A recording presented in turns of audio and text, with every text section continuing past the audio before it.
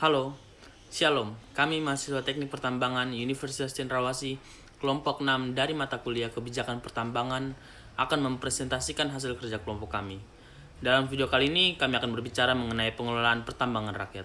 Sebelum kita mulai, saya akan memperkenalkan anggota kelompok 6. Yang pertama ada Octavia Christian, Gloria Ongge, Reynol Pabasing, Yan Numberi, dan yang terakhir ada Febrian Palu.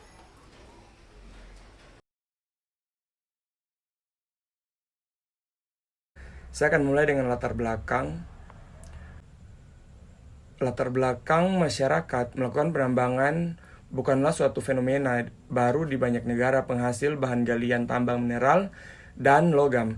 Demikian pula di Indonesia, pertambangan yang dilakukan oleh rakyat bukan saja merupakan pekerjaan yang turun-temurun dari masyarakat di beberapa wilayah di Indonesia, tetapi juga memiliki dinamika yang beragam dan sangat dipengaruhi oleh situasi lokal dari suatu daerah maupun nasional dan global. Terminologi penambangan dalam konteks ini seringkali diperdebatkan dengan istilah penggalian karena secara definisi penambangan adalah suatu rangkaian proses eksploitasi sumber daya tambang yang dimulai dengan penggalian, pengolahan, pemurnian, pengangkutan, dan berakhir dengan pengemasan dan penjualan. Sementara itu, yang dilakukan oleh masyarakat, penambangan tidak selalu mencakup seluruh rangkaian proses tersebut.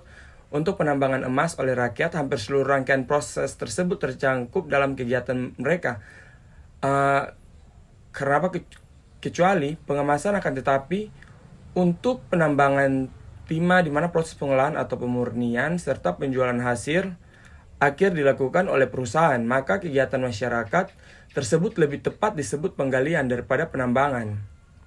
Masalah yang pertama, bagaimana perizinan terkait tambang rakyat, dan yang kedua, bagaimana upaya pemerintah mengawasi serta menanggulangi dampak terhadap kegiatan tambang rakyat.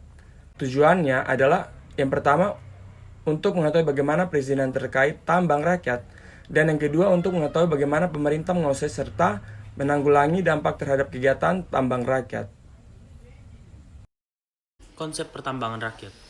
Bila pertambangan rakyat dicermati secara seksama, maka akan dapat terlihat bahwa kegiatan tersebut memiliki dua sisi mata pisau yang tak terpisahkan satu sama lain. Pada satu sisi, kegiatan tersebut merupakan perwujudan dari perjuangan masyarakat untuk melepaskan diri dari belenggu kemiskinan ekonomi di tengah keterbatasan keahlian yang mereka miliki. Namun, di sisi lain, kegiatan itu juga menghasilkan dampak negatif berupa terjadinya degradasi lingkungan dan pemborosan sumber daya tambang.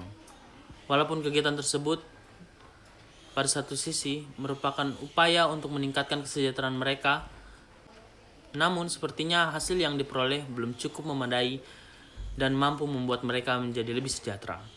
Hal ini diindikasikan oleh masih adanya dominannya status kegiatan yang ilegal, yang secara tidak langsung dapat dijadikan ukuran bahwa mereka belum cukup memiliki modal ekonomi dan tanggung jawab untuk menjalankan kegiatan tersebut secara legal.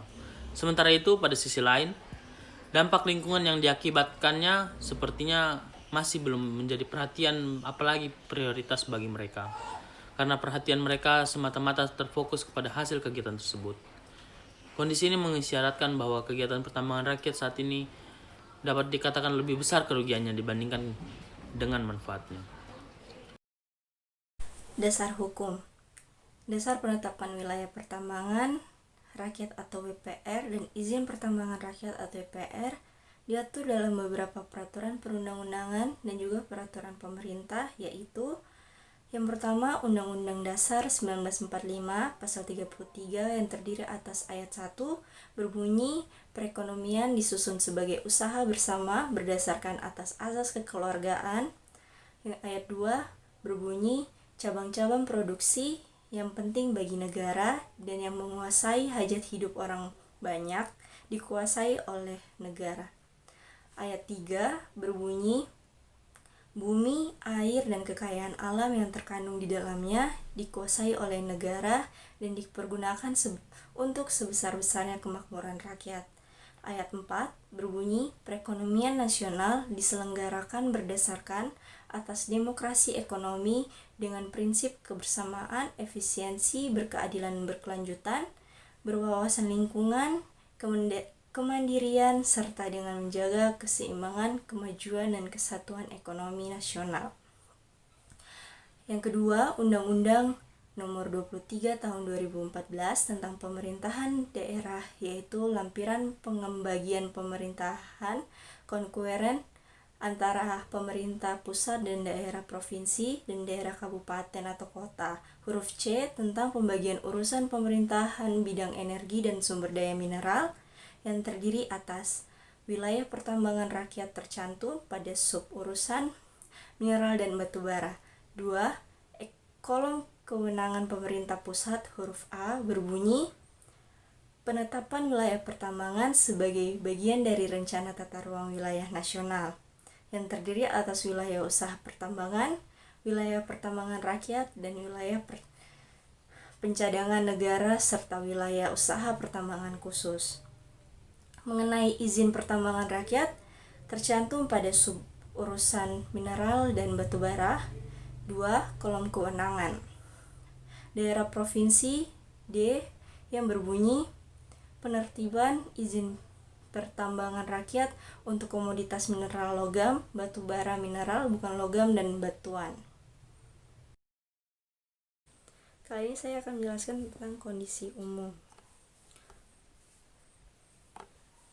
Pertambangan rakyat adalah kegiatan yang dilakukan oleh masyarakat adat atau setempat secara tradisional dan sederhana, dalam skala kecil atau secara turun-temurun yang merupakan salah satu mata pencarian atau lapangan pekerjaan bagi masyarakat lokal. Secara umum, bahwa kondisi pertambangan rakyat cenderung menggunakan metode penambangan, pengolahan, dan atau pemurnian yang sederhana dan terbatas, belum optimalnya nilai tambah, kondisi atau lingkungan kerja yang belum sesuai standar, kerangka hukum yang kurang memadai, pembinaan dan pengawasan kegiatan yang lemah, pengelolaan lingkungan yang belum terlaksana dengan baik, serta hilangnya potensi penerimaan negara. Baik, di sini saya akan menjelaskan dengan kebijakan pertambangan rakyat. Upaya pengelolaan pertambangan rakyat dapat dilakukan melalui kebijakan antara lain. Yang pertama, percepatan formalisasi atau legalisasi pertambangan rakyat secara menyeluruh, serta menyiapkan kerangka hukum dan formalisasi mekanisme yang sederhana. Yang kedua, pertambangan rakyat harus dikelola dengan baik agar dapat memberikan manfaat langsung maupun tidak langsung kepada pemangku kepentingan, serta memberikan kontribusi terhadap ekonomi pembangunan daerah maupun nasional, serta dapat meningkatkan pasokan mineral dan batu bara untuk kebutuhan industri dalam negeri. Dan yang ketiga, partisipasi masyarakat adat atau daerah setempat dalam kegiatan pertambangan rakyat serta manfaatnya dapat dirasakan secara langsung. Dan yang terakhir, yang keempat, penerapan kaidah teknik pertambangan yang baik bagi pertambangan rakyat dan pemenuhan kebutuhan dasar bagi pertumbuhan masyarakat adat dan atau daerah setempat di wilayah yang diperuntukkan untuk pertambangan rakyat atau cadangan yang kecil dan termarginalkan yang lebih cepat diusahakan melalui pertambangan rakyat secara rakyat serta melalui pola kemitraan dengan pelaku usaha. Di sini saya akan membahas tentang strategi implementasi pengolahan pertambangan rakyat. Strategi implementasi pengolahan pertambangan rakyat dibagi menjadi 3. Yang pertama yaitu penentuan kriteria atau definisi pertambangan rakyat yang mudah dipahami, jelas, seragam, transparan, dan efisien. Yang kedua yaitu pelakuan penataan wilayah sesuai dengan tata ruang atau zonasi, perizinan, serta pembinaan dan pengawasan pertambangan rakyat. Yang ketiga yaitu peningkatan kompetensi sumber daya manusia melalui pendidikan dan pelatihan, bimbingan, supervisi, konsultasi, dan sosialisasi, dan pemberian kemudahan akses serta bimbingan dalam proses legalisasi, permodalan, pemasaran, dan membantu sarana dan prasarana pengolahan atau pemurnian serta peningkatan nilai tambang bagi pertambangan rakyat.